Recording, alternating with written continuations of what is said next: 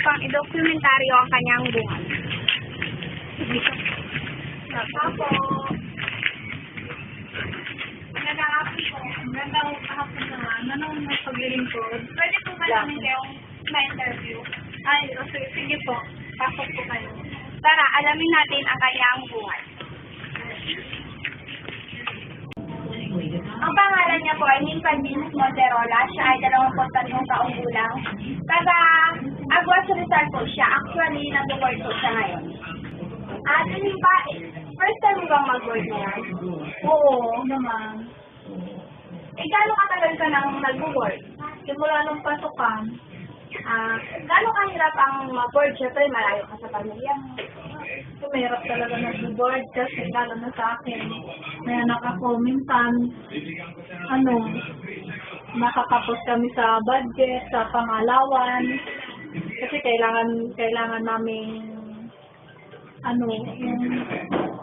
yung budget namin kasi yung anak ko nag-aaral din na tapos yung asawa ko nasa malayo. Siya yung naghahanap buhay na nagpapadala sa akin.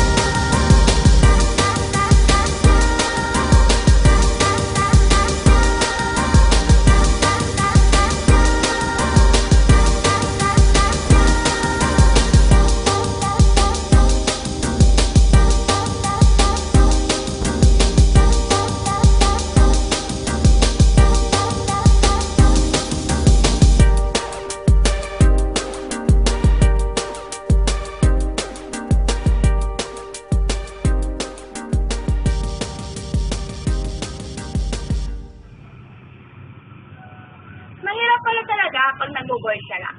Kasi malayo ka sa pamilya mo. Kung dati na kahit tanghali ka na gumising, okay lang.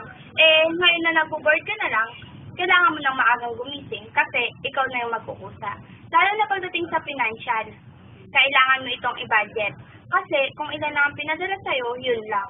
Pero ganun talaga ang buhay, kailangan mo magsakripisyo at magtiis para sa mga pangarap mo, para sa kinabukasan mo, at lalong-lalo na para sa mga taong mahal mo.